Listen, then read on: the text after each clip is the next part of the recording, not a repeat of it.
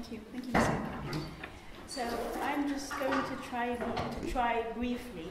I'm going to attempt to kind of map how destructive regional politics of the Gulf and the arms trade are fueling contentions at the ground level in Sudan and making the kind of political scene a bit unmanageable for the revolution and its leadership to be able to take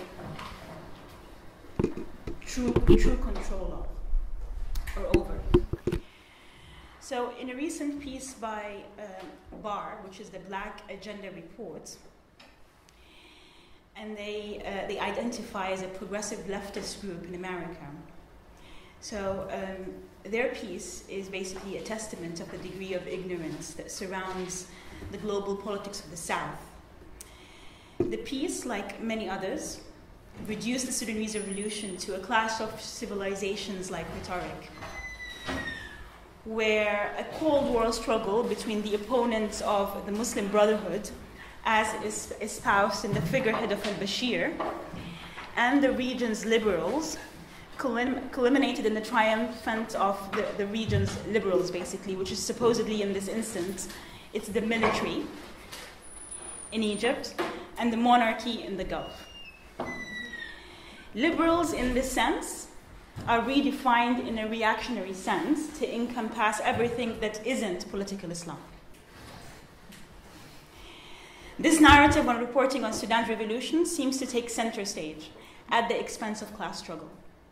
And by class struggle, I mean business, money, oil, and labor, and how they shape the political agendas and realities of Sudan.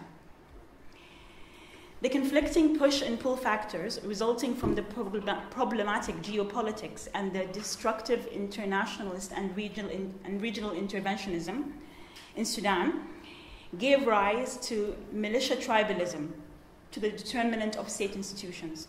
And this isn't new, this has been going on for decades, and just intensified over the last few years. The roots of this formula can be traced back to developmental paradigms and the mirage of economic aspirations. As a prime recipient of OPEC's silent aid, and for those of you who don't know about the idea of silent aid, it's basically allocated based on the foreign policy and military objectives of the Gulf. It's not spoken about, there is no information about it anywhere. I mean, the IMF holds some information on the website, but for a region who has been giving aid since the 70s, there isn't much out there. The aid itself is provided for in a fraternal kind of manner, as part of a close club of Arab Commonwealth group. Most information on these aid packages and their conditionalities remain obscure.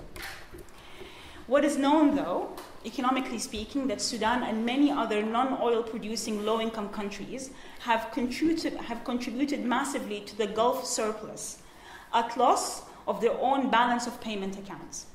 In practical terms, this translates into loss of productivity, more borrowing to foot the import gap in order to appease to the consumption needs of the middle class, and further then increase the debts, and so the vicious cycle continues. The effects of these destructive policies are felt more acutely at the working class level. The political economy of the Red Sea and the Horn is that of trade, rivalry politics, made possible through violence and arms. In this theater of superpower competition, Sudan features as a war broker, providing, to use Alex Diwal's words, counterinsurgency on the cheap. In a new reworking of regional order, bought for in oil cash, Sudan assumes a subservient place. The masses' revolutionary discourse understands this very well. And you can see it in the slogans, in the agendas, in the calls. They clearly outline that one of their demands is an end to this destructive relationship. It's really amazing, because you think that the popular politics is ignorant, that they don't understand big man politics, and the details of the deals that happen behind closed doors, and what large loans at a particular level means for the worker who mines gold in some obscure place in Darfur. But they understand the connections very well because it affects their daily lives. And so they've made it very clear in the revolutionary agenda that severing those relationships are a condition for people returning from the street.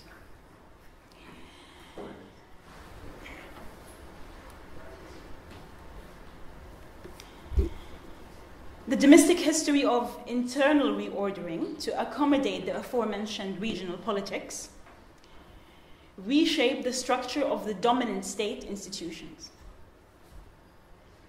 By taking on through privatization, the military outsourced its activities of control and order, as well as security, to paramilitias, to paramilitaries in the peripheries. The evolution of predatory peripheral influence was made possible through the reinvestment of mining profits into regional and international capitalist circuits, sanctions notwithstanding.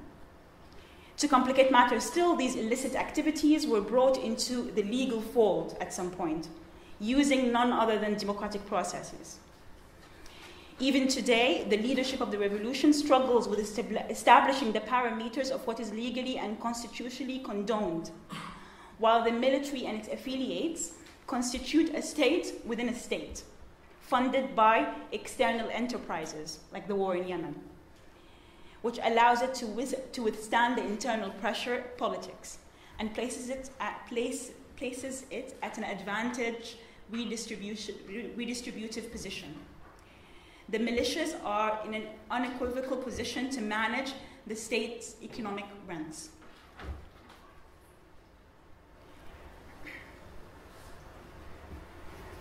From those macro politics, micro problems emerge.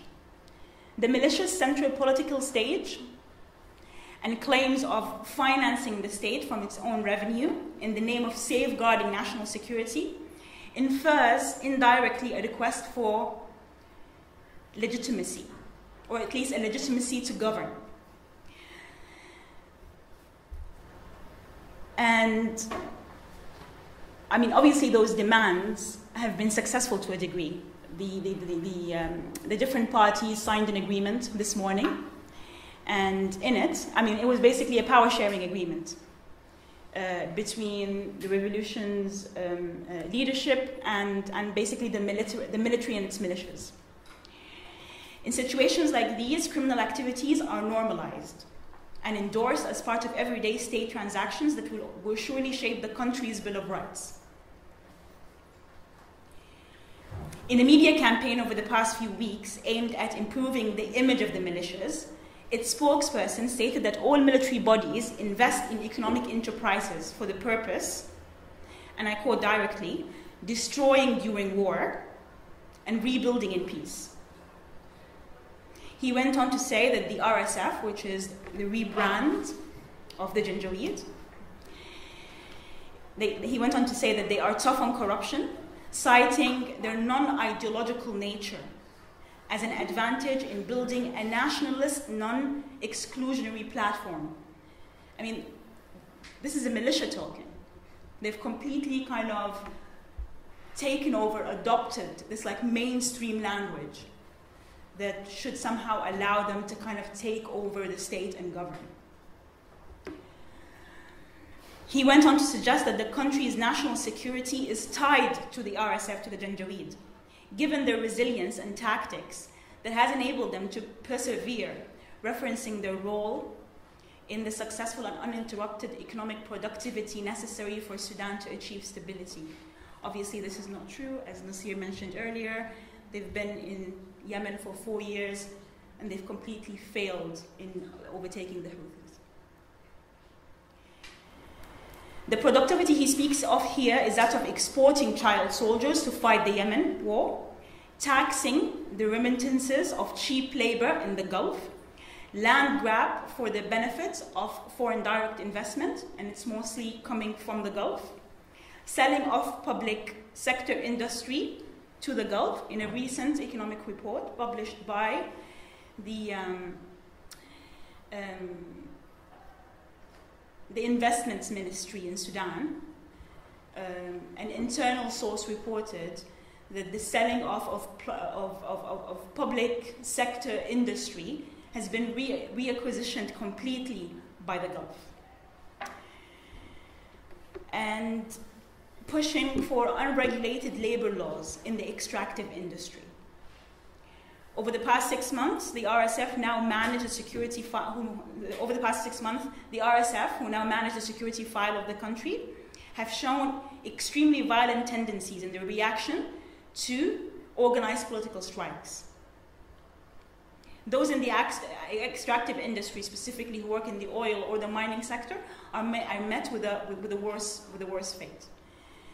So, in conclusion, I mean, I hope my presentation has helped you kind of link up how big regional politics affect people on the ground and how they shape their everyday realities.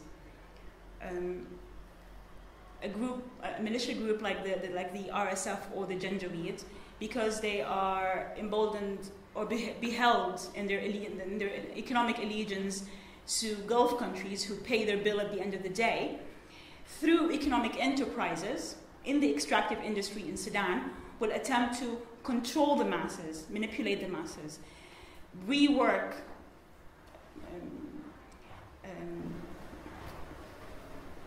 the labor policies and laws in order to ensure that the rights of the workers are subverted, and that they're able at the end of the day to extract as much as possible from the people for the benefits of regional capital. Thank you.